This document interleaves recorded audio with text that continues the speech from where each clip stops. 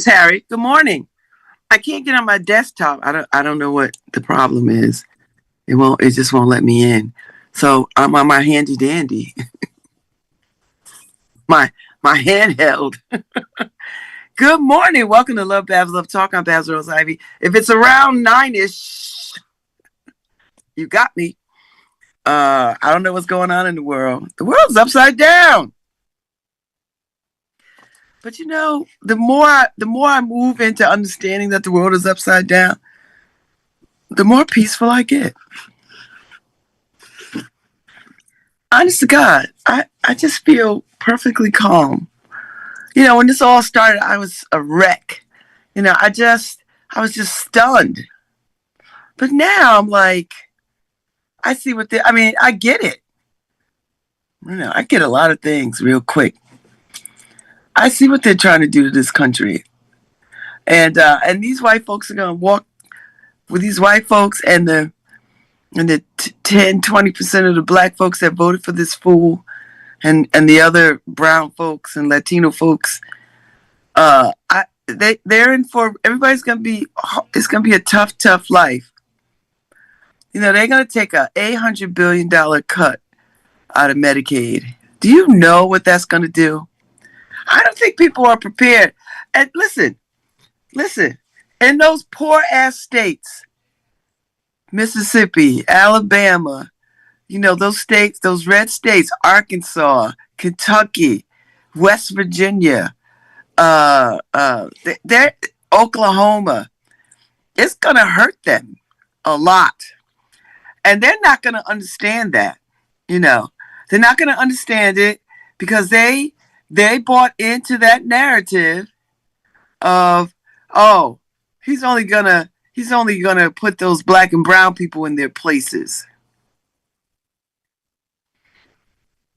It's gonna be difficult for people, but it's been difficult for my people forever. So this is not news to us, but it will be news to these white folks who bought into the idea of whiteness, that whiteness is somehow or other a shield or a safety net. And it ain't. And, when I was listening to the press conference, after the fact about this gold card for rich folks who want to be citizens. Oh!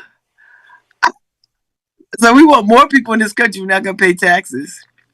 Okay. Notice how he's not talking to y'all Americans. He's talking about other people from rich now, and he's not talking about rich Africans. No. Now he might be talking about rich white South Africans and rich white Russians and rich white Europeans, but he's not talking about anybody else. Don't unless you can prove your whiteness. I don't know, Lucy. This is going to be tough for people that bought into this. They bought into this,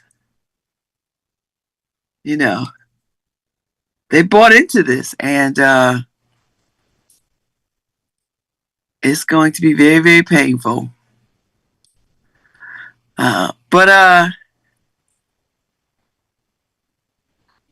I'm not going to worry too much about it. I'm not. I'm stunned, like most people, every time some new ish jumps off. But I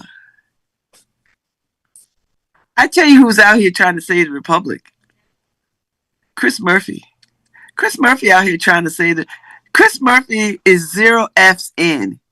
0. He's 0. He is calling them out.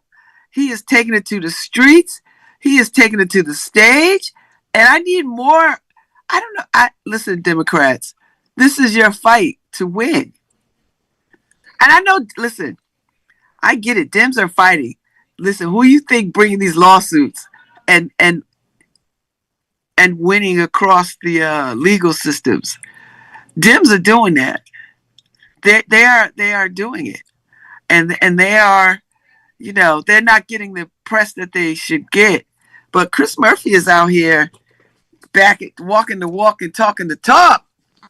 Chris Murphy is like, listen, let me call y'all what y'all are. And he's doing it. You know, I think the Dems need a clear leader. I think Chris Murphy looks like the clear leader because he's the only one, and Hakeem. But you know, they can't do this work by themselves. They just can't do this work by themselves. And you know, I think it's a hard thing to fight with these people and then keep them from giving the country away. Do you know what I mean? Like, to govern and keep them from giving the country away. It's difficult. But you know, enough people is not feeling it yet. Enough people are not feeling the breakdown, and they will, and they're gonna come a running because it's gonna be painful. So we'll see what happens. I mean, we don't have a choice. We are in it. So, you know, and you know, Connecticut, we out here on the forefront of this gun legislation stuff. We are on it. And you know what? As a person that was a former gun owner, a permit carrying gun owner, permit carrying firearm owner, this is what I would advise people to do, particularly women and women of color. Go get your permits for firearms. Learn how to fire, take apart, put back together, clean a firearm. And I know that is very distasteful to people because people believe that they are peaceful and it should never come to whatever.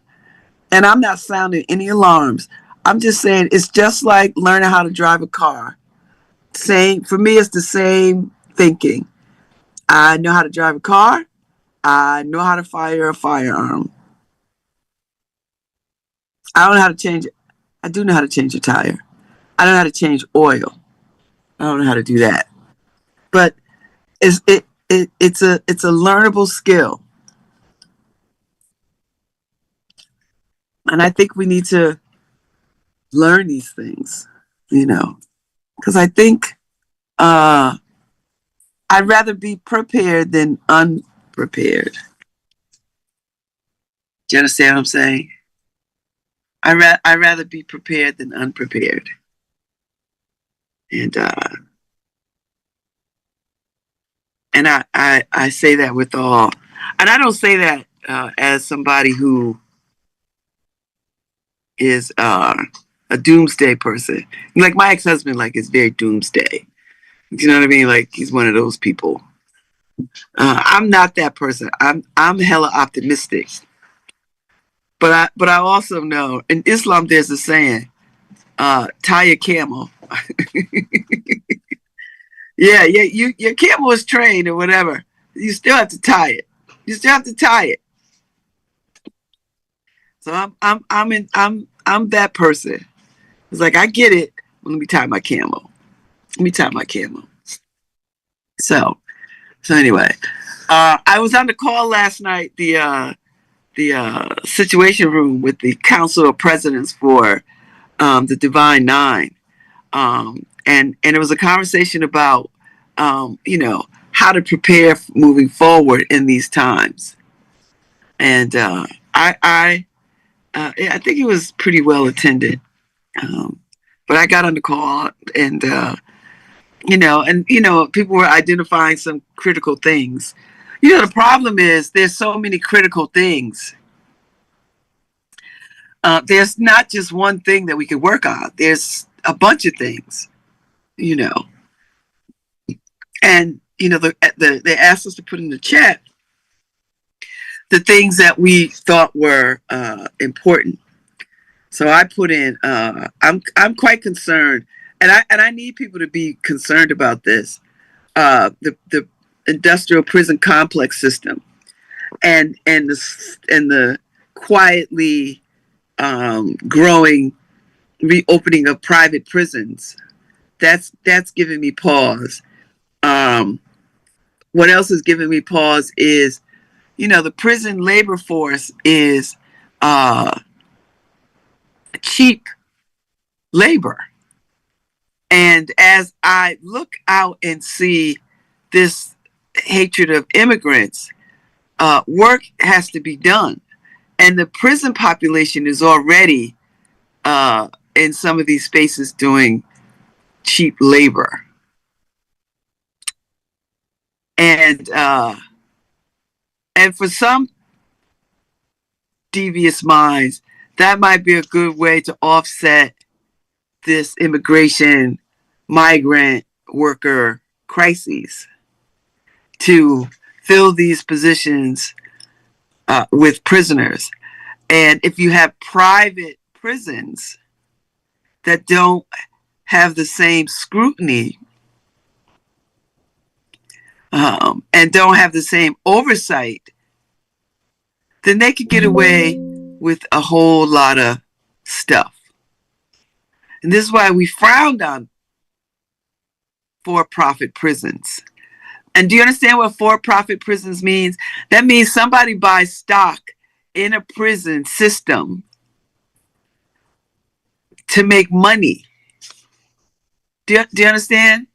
And so how do you make money on for-profit prisons? Well, you have to have bodies in those prisons. And some of these deals are written in such a way that if these states that have these for-profit prisons don't hit that number of prisoners to be held and housed, they've got to pay money back to the prison. So you go 1 and 1 plus 2, and you can figure this out. You don't need to be a rocket scientist to understand that you will put bodies in those beds by any means necessary, because you don't want to run the risk of not having enough prisoners, enough people in these prisons to hit these numbers. And I need people to think about that.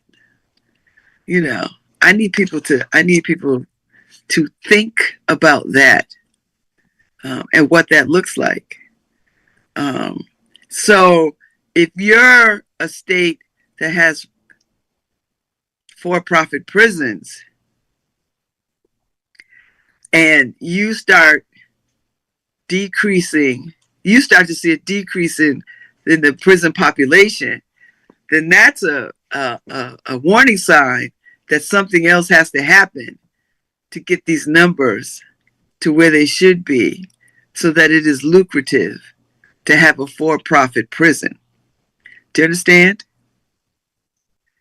So what do you think needs to happen when you have a for-profit prison? Then that means you have to embolden and empower law enforcement to make lots and lots and lots of arrests. And then you put in a cash bail system. You raise the bond so high that people can't get out, and they have to wait till their case is seen in the court system one way or the other. So these are all the kinds of insidious things that we need to think about, right? Like, think about that. And what does that mean? And go and see the companies that use the prison labor force as part of their bottom line and profit making. Unicorn, places like that, where they make containers, and poultry plants, wherever else. So, and these people are not getting minimum wage. Just not minimum wage. It's like pennies on a dollar. So I'm concerned about that because we're seeing all this other flurry of activities And I know when you see a flurry of activities over here with the left hand, the right hand is doing something totally, totally, totally, totally different. And that can be problematic. So if we're not focused and not paying attention, uh, a lot of things can happen under our watch. So that's where I'm at, and I am concerned about the number of women. The number of women going to prison is increasing, and what does that look like for family values? What does that look like for the stabilizing of communities? You know, when women go to prison, their family falls apart. When men go to prison, women hold the family together on the outside. You know, and so I'm just thinking about that. In the midst of all this goings on that we're seeing, all these executive orders, all these, somebody is about to profit and off the backs of prison labor. And people don't care no way about prison folks any kind of way. So somebody has to pay attention and be mindful of that. So when we arbitrarily start seeing people just go down for stuff that we would never have sent people to prison for, and longer sentences. Now I know,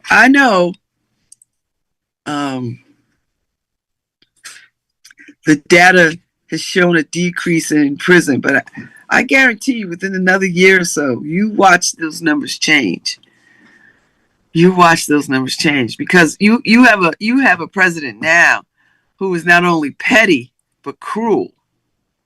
And if he thinks that the people want to hear, that voted for him want to hear him say, we're just going to lock people up, they're animals, they should be locked up. I mean, listen, he's already trying to broker deals with sending prisoners to other countries to serve their time. That is outrageous. I mean, bad enough, the use of Guantanamo Bay to hold immigrants is wild. But to start to have these conversations about American citizens who are serving their time to be sent somewhere else to finish their time as further punishment? Listen, this is beyond problematic, and I know the watchdogs are on it. I follow a bunch of watchdog groups who are on this stuff. The problem is, this whole dizzying, let's do all these things so that we could keep people off balance, because that's what they're doing, keeping everybody off balance. Because we concern ourselves with immigrants being picked up. We're concerning ourselves. They want to take away the protections. All right, now let me.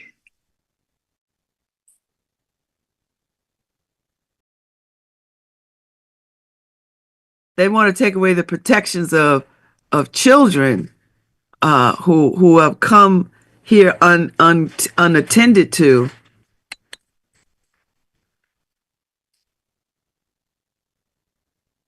They want to take away the legal protections of kids coming unattended, which I think is a dangerous thing. I mean, why would you want to take away protections for children? I don't care whose children they are. Why would you want to do that?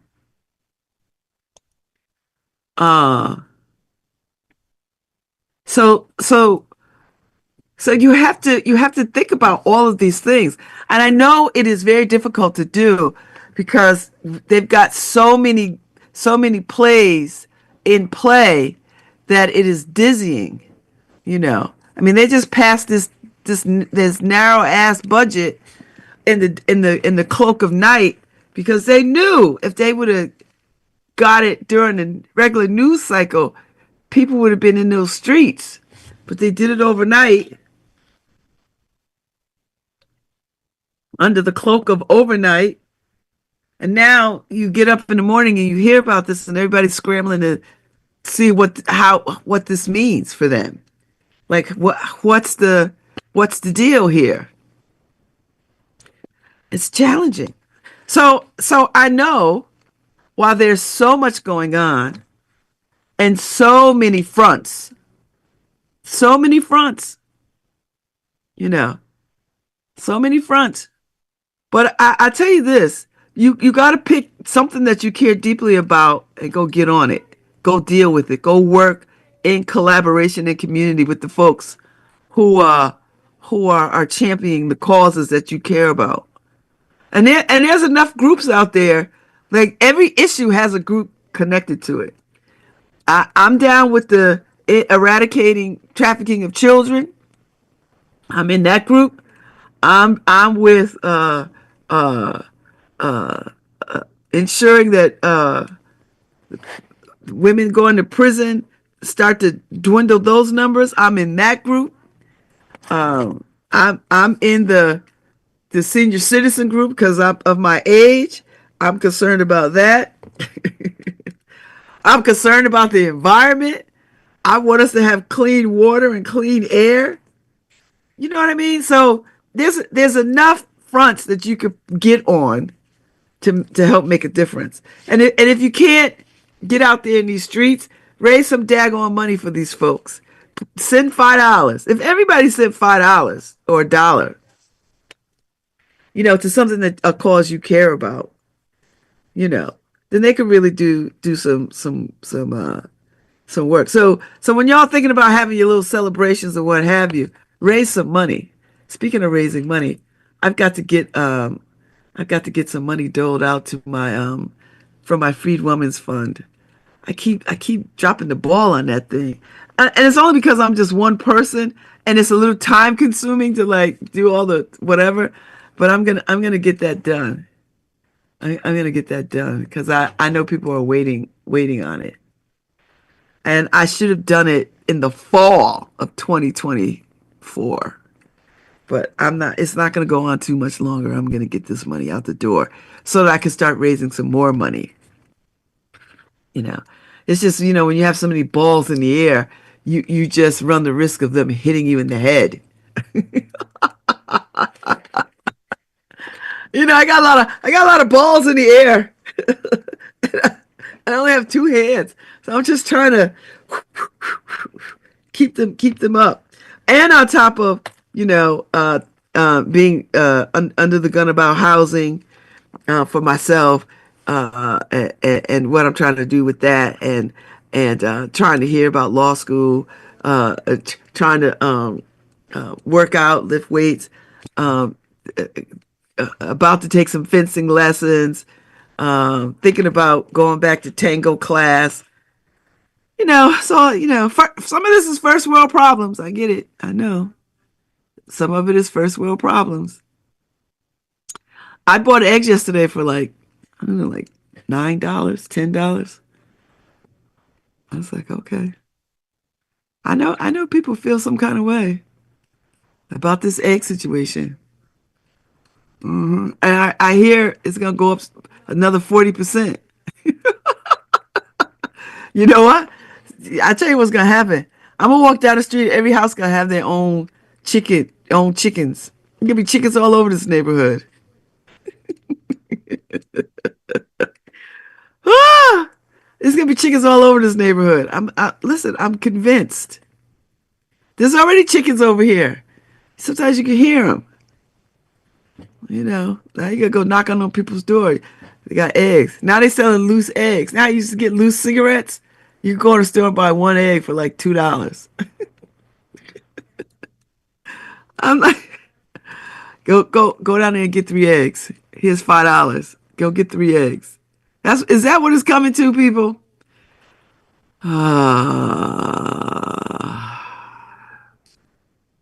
Too much.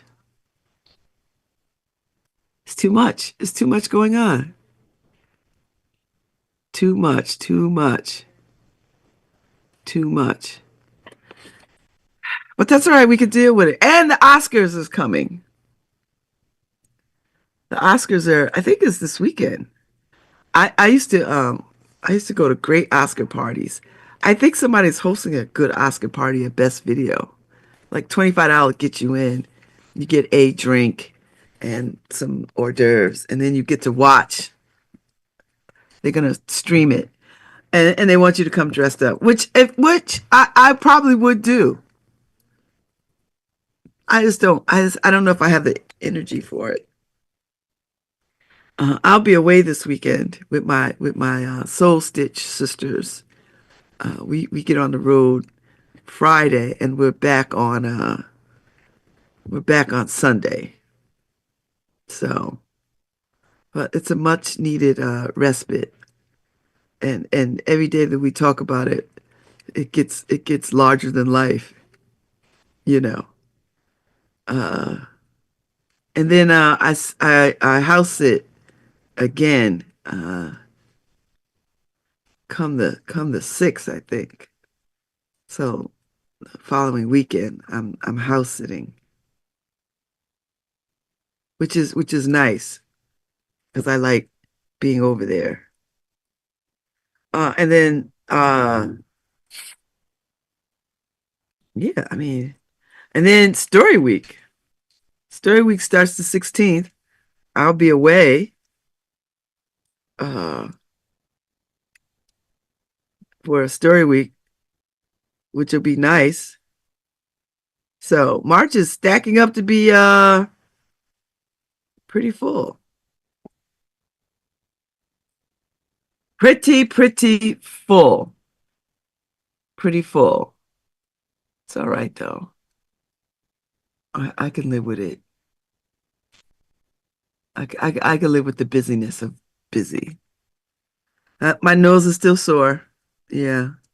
Oh, well, not so much my nose, but under the top of my lip, because my snot is like acid. So I'm feeling way better. Thank you for asking. Thank you. But I still have a bit of mucus in me. I still I still have some of that. I still have some of that. So anyway, last night I was having this conversation because I'm facilitating a conversation for some folks that I dig, and I'll talk more about it later. But I always get the question about, well, can you just send us the questions ahead of time? And I was like, no, because I don't know what the questions are ahead of time. And when I say it to people, they just think I'm being an asshole. But I don't know I don't know what the questions will be. So I give them a broad sense. I said, it's just going to be a conversation about X, Y, and Z. So you don't got to memorize anything, or I'm not going to gotcha. It's not going to be any of that. It's just your thoughts and your hopes and feelings about this particular subject. And I know how that can make people nervous, particularly people in leadership, because they don't want to be off the range. I get it. But if you know anything about me, I am not trying to stack the deck against you. I really just want to engage you in conversation. That is of interest to me, you know. And when I say I don't have questions, I'll have questions that day, but I don't know what order I'll ask them or what questions will come up, because I listen to the conversation and I let the conversation go where it is. Now, yes, sometimes, yes, I understand the guardrails. I know how to keep a conversation within a conversation so we're not off on tangents. But I think you have to give people room to sort of bring their point back round. And so I think I'm good at that. I think I'm good at letting people sort of be expressive, and then letting them come back around in their own way, you know. So, but I'm always tickled by people who are like, they seem so desperate, as if somehow or other I'm I'm that guy on What Would You Do? Like I'm not, or To Catch a Predator. Like I'm not trying to trip nobody up. I'm not trying to get you to allude to anything that you don't like. I'm not trying to get you to say anything that's going to put you in a bad light. That's not, I don't have that. I don't want nobody to do that to me. And I don't play that game. So, trust and believe. It's when I say a conversation, it is an honest to God organic conversation. And it's questions that I find of interest that I want to know something about if I ask you. I'm not when I talk with people, I'm not thinking about what the audience wants to hear. I really don't think about that. I always think about, oh, I want to know this. I want to know, you know, I want to know something about this, or I want to hear them talk about this. So it's a real genuine interest on my part when I talk to people. And oftentimes I am surprised because sometimes I go into things thinking people are something, and then they pleasantly surprise me with a map of how they got to where they are. And it is nothing like I had made up in my mind about who they are. So I'm always pleasantly surprised by that. I like that. I like when people surprise me. And sometimes I think um, when I have guests that I think are going to be challenging, they're not challenging. They're actually adorable. Now, don't get me wrong. Y'all heard me struggle with some guests. Well, my besties heard me struggle because they know they know how to listen to me and know when a conversation is like challenging. And I rarely have those. Most of the time, when people come on this show, within a few minutes they exhale. They go, "Oh, okay, all right, this is what this is." Because they're used to being on shows, for 10 minutes, 5 minutes, 3 minutes, and I give people 40 minutes, to talk about whatever the subject is, and and that's almost an unheard of thing, to devote so much time talking about a particular thing. I actually like that very much. I like a deep dive. That's why I like doing what I do. Uh, so that's where I'm at. And that's why the show is set up the way it is. And sometimes I don't have guests. You know, sometimes I put feelers out and they don't get back to me in time. And so I'm like, okay, well, I don't have a guest today, tomorrow. And sometimes it's nice not to always have guests stacked back to back to back. And sometimes it is. It just depends, you know. And I get this question a lot. What do you talk about for 2 hours? And people think that they can't do it. You could do anything. Like you're on your job, you're already talking for 8 hours out the day. Now I don't know anybody who works a job and they're not doing a whole lot of talking, unless you just have one of those jobs. But most of us have jobs where we interact with coworkers or online or whatever, and so you are having conversations with people. It's just in your day it's broken up. In my day it's continuous. Do you know what I mean? Like it's a continuous conversation. And I like talking, so there's that part. Like I was that kid that was like, Miss Rawls, go to the office, go to the principal's office because you're talking. I can't tell you how many times you're talking. Yeah, you know, blah blah blah blah blah blah. So you just get sent to the office, you know, and the principal would be like, Barbara, you cannot talk while the teacher is talking. I wasn't, but Carol asked me a question, and I needed to answer her. No, you did not need to answer Carol. The teacher is talking. You can talk to Carol on the break or after class or on recess. I know, but she asked me a question that needed an answer. No. Then you raise your hand and you ask the teacher if you could speak to her. I know, but she just asked me a question. And that's how I land myself in the principal's office. every damn day.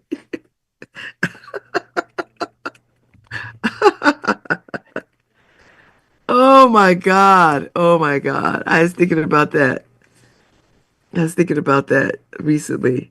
Somebody had posted up a meme that said, where are all the kids that did all the talking in class? And I swear to God, all of us have like communication jobs. I was not a quiet kid. I was not a shy kid. I was none of that. I was boisterous. I had a big voice as a little kid. I was loud. I was always running my mouth. Yeah. Always. Always. And I was always centered in stuff, always centered. Not in bad stuff. I just knew so many kids. I knew everybody. I was like, I'm like that now. Just knowing people, and interested in people. I'm still interested in people. I'm still very much interested. I'm one of these people. I walk into a room and the room becomes mine. I never feel out of place. Everywhere I go, I just feel like, oh, okay, this is my room. Even if it's not my room, I just don't concern myself with not belonging. I think that's why I struggle so much when I used to listen to these young folks talk about imposter syndrome and feeling inadequate in spaces. And I attribute that to one going to an HBCU, but I was always like that as a kid too. And I read a lot of books. So a lot of books put me in a lot of places. And so when you read like the way I was reading as a child, it just becomes second nature to you to think that you are a citizen of the world. Do you know what I mean? Like I was always like that, you know, always. So I always believed that wherever I was, it was mine, that I belonged.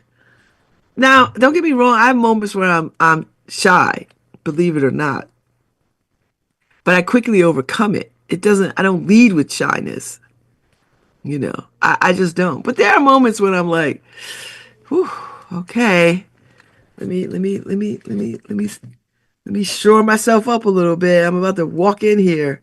But once I walk through the door, I'm like, oh, I, I own this. I own this, you know, I own it. And with a great deal of confidence. But that's the beauty of an HBCU education. Like I just got that. Just you go to HBCU, I don't know, they just pour it down your throat. Confidence. Even if you I remember when I went off to college, there was girls in there that was just they lived in Charlotte for God's sake. My school was in Concord. They lived in Charlotte. And these chicks would just be crying to go home. I was like, have y'all never been nowhere? It just was. I'm like, I'm all the way down here from Connecticut, and not one tear is shed. These girls, oh, I want my mother to come get me. I want my daddy to come get me. Like you live in Charlotte, which is 45 minutes away, if that. Yeah, I was hella judgmental then too. I just didn't get it. I was like, you want to go home every weekend? What do you do when you go home? Every weekend, these kids is running home. I was like, man, couldn't convince them to stay on campus and save their life. I was like,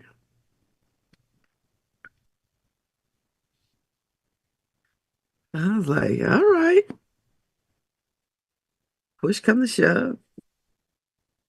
It's all right. It's all right. So, so yeah.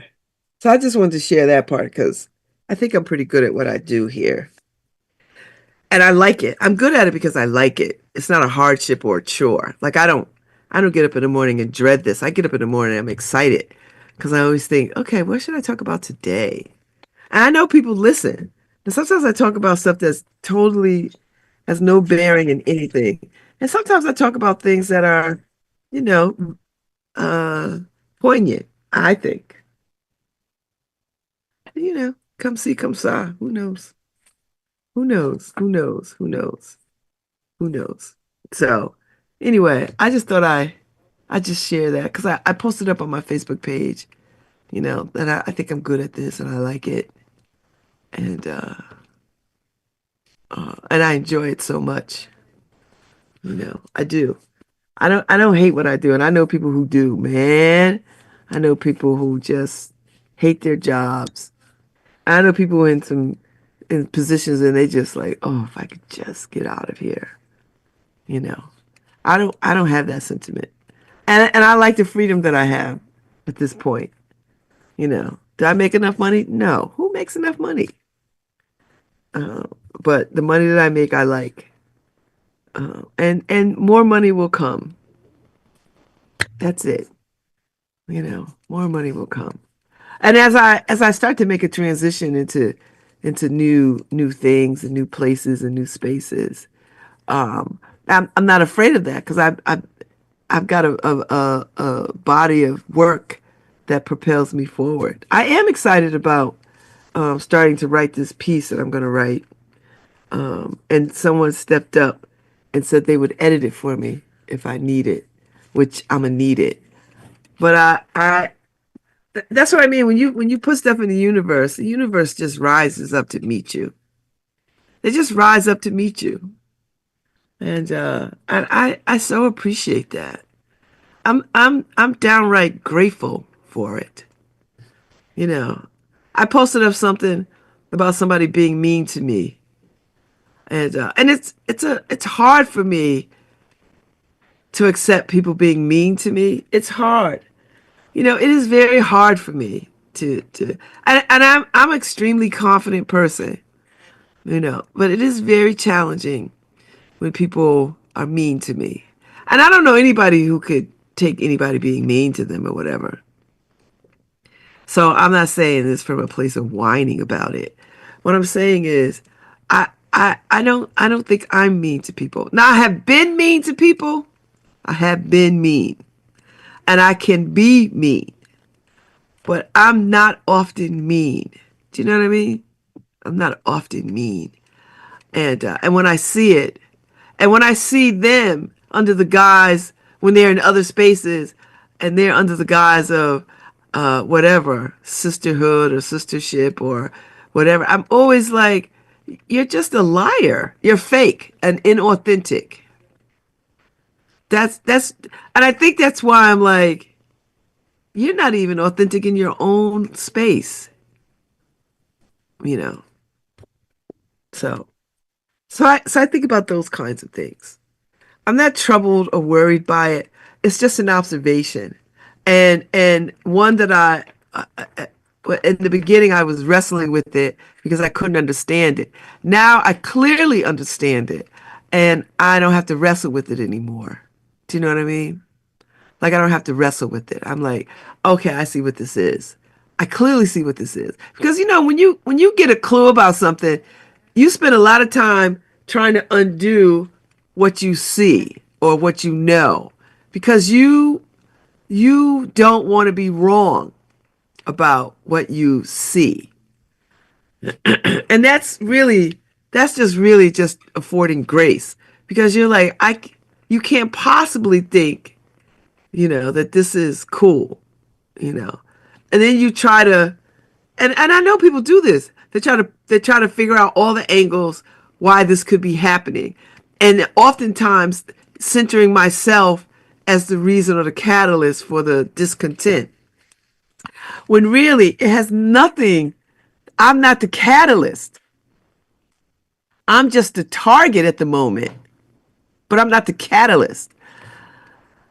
And that's the kind of work that we need to get young people to do and adults to do so that they can stop wearing the weight of the world on them. That's really the point, to stop wearing the weight of the world. Because when you can take yourself out of something and understand that you're not the catalyst for ill treatment, that you don't deserve that, and that you did nothing to warrant somebody coming at you that way, That takes a huge load off your shoulders. A huge, huge load. Because you're not the catalyst. You might be the target, but you're not the catalyst. But it takes a minute to sort of work through that, right? And to release it and to say, no, I'm not the catalyst for this poor behavior that this person is exhibiting. And this is why domestic violence thrives, because people in domestic violence situations, they just think, if only I do this thing, this will stop. No, you're not the catalyst for somebody beating your ass. They already have that in them. There's something broken in them that is creating this. You, in and of yourself, living and breathing, is not creating this. You're just a target. You're in the crosshairs. They're going to beat whoever they with. They're going to beat their ass no matter who they're with. And this is the same thing. This is the point that I'm making. That you're not the catalyst for somebody's poor ass behavior towards you or their disrespect. And even though it might feel personal, it has nothing to do with you. It is their own sickness and their own unhappiness that is poisoning them. And you have to get there. And it takes a lot to get there when you're in community and relationship with people. And you are, because your first thought is, I'm a own this behavior. I'm gonna, try my best not to, I'm gonna do everything I can not to invoke their rage or their meanness or their disrespect. I'm gonna do everything I can to sort of, make it seamless so that they don't harm me. But that never works, because whatever's going on with that person, it's in them. That's their work to do. It's not your work to do. At best, you can just remove yourself out of the crosshairs. That's it. And be at peace with that. And that's where I'm at. So that's why I'm not sweating this anymore. So I'm going to take a break. I'm going to get some more water. I had some almonds this morning. I haven't had tea in a minute. I'm going to take a break, and then I'll come back. We'll talk some more. We'll catch up on something else. TV shows, maybe. Love and happiness. Oh, go ahead, Harry. Yeah. Something that can make you do wrong. Make you do right. Yeah. Love. Hi, this is Babz Rawls-Ivy from New Haven, Connecticut, and you're listening to WNHHLP 103.5 FM, streaming live at newhavenindependent.org. Love and happiness.